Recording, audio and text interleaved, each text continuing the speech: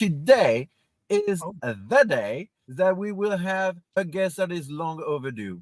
I, Can you I, tell I us couldn't who we have? I could not agree with you more, David. Long overdue is said perfectly. So our guest today is actually he's a very special friend of ours. Been working together with this gentleman for years now in different parts of the industry, different parts of East Coast. So today, David, I am really happy to tell you that we have Mr. Glenn Fedale Sr. Glenn, thank you so much for coming on the show, man. It's been a long overdue. Why don't you tell our viewers a little bit about yourself, what you do, and what is Pop G slash The Motivator? Sure. It's a real pleasure, guys, to be on. I appreciate the time. So Glenn Fedale Sr. obviously means that there's a junior, and Pop G is a reference that I have within the company because of being the father of many and that call me Pop G. So you guys know that I had 10 kids and we have 32 grandchildren. Wow. So a lot of people call me Pop G. The Wow, motivator that is a aspect. lot of grandchildren. So the motivator aspect of this is my sons in the business come to me a lot relative to issues, challenges, and whatever. And I'm in a position to help motivate them to make good business decisions around the company. Got it.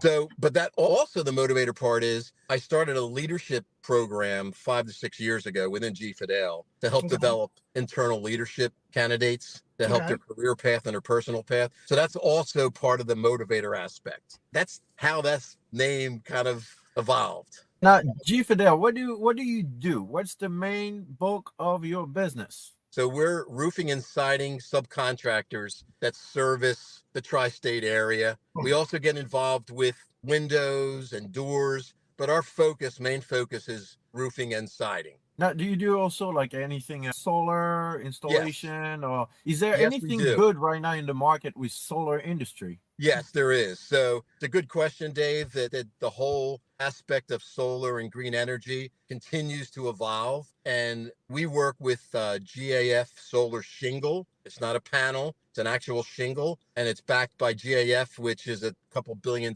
company. And they put a lot of money and research into developing this solar shingle, which continues to evolve. People are getting a better understanding of it and feeling more comfortable with it. And it's just going to continue to grow. I'm always fascinated talking to you, Glenn. And over the years, we've served on different committees together and worked on different projects. I'd like you to maybe share with our audience what's the difference, like contracting a large scale project versus like doing single family homes. No, that's a great question, Steve. So, so multifamily space is typically managers are looking for like a commercial company that can do large projects, but have Right. the resources and people and experience to deal with the residential customer base. That's part of that multifamily. So, G Fedale is, I'm sure, of one of a number of companies that has the expertise and resources to be able to do that because you're dealing with a large project, but you have individual homeowners that are part of that large project. So when it comes down to it, we're in the people business. So even though it's a large project, at the end of the day, we're in the people business, putting roofs on these large projects and to serve the people that live in those homes. So you have to have the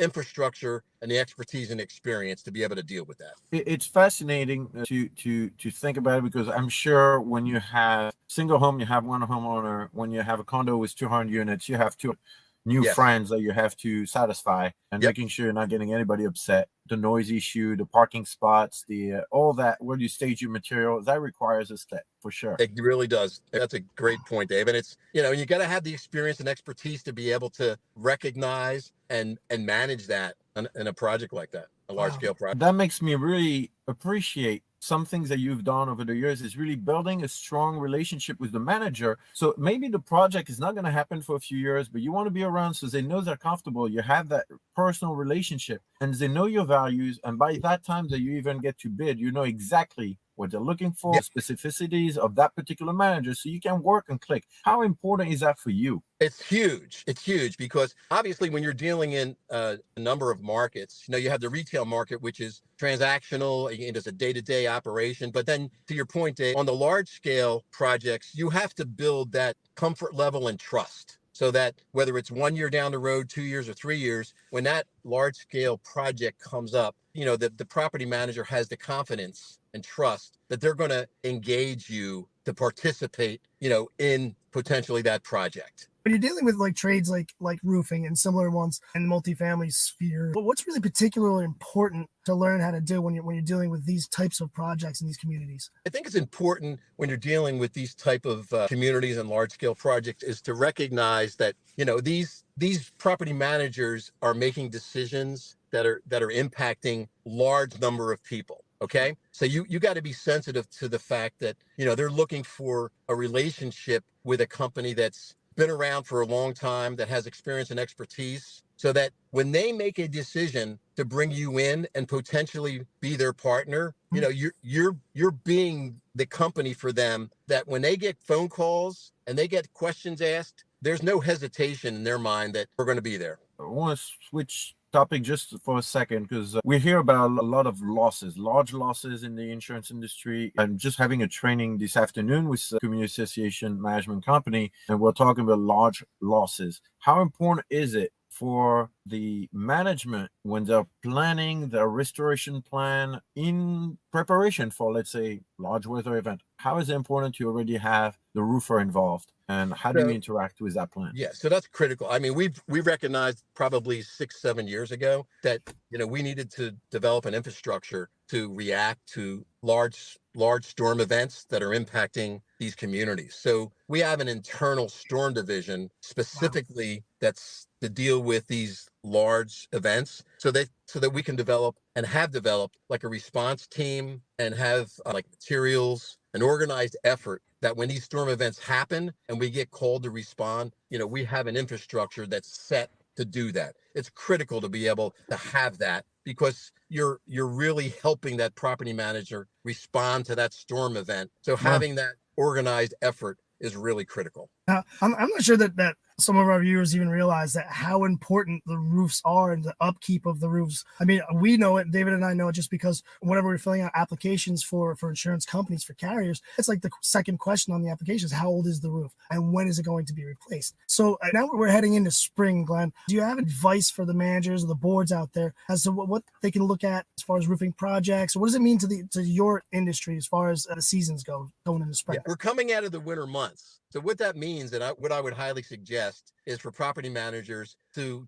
put together some type of inspection plan for their roofs, because coming out of the winter months, you have a lot of wind and some ice damming, so your roofs tend to get brittle. And with the cold, the freeze cycles that have happened, roofs can, you know, experience some damage. So inspections, just getting inspections, are really critical and important. And I would say, depending on maybe the size of the inspection that's required, I mean, I know we do a lot of inspections at no cost, just to give the property manager some baseline and perspective on what they potentially might need. But obviously, if it's a larger inspection needed, there might be some minimal costs involved to do that, but typically we would do that at no cost, at least in our scenario. Yes. Outstanding. You know, and that's really good information. We like to give our guests an opportunity on the show, just an open mic for you. So I thought it would be pretty cool that with this time you're giving me, I'm going to put out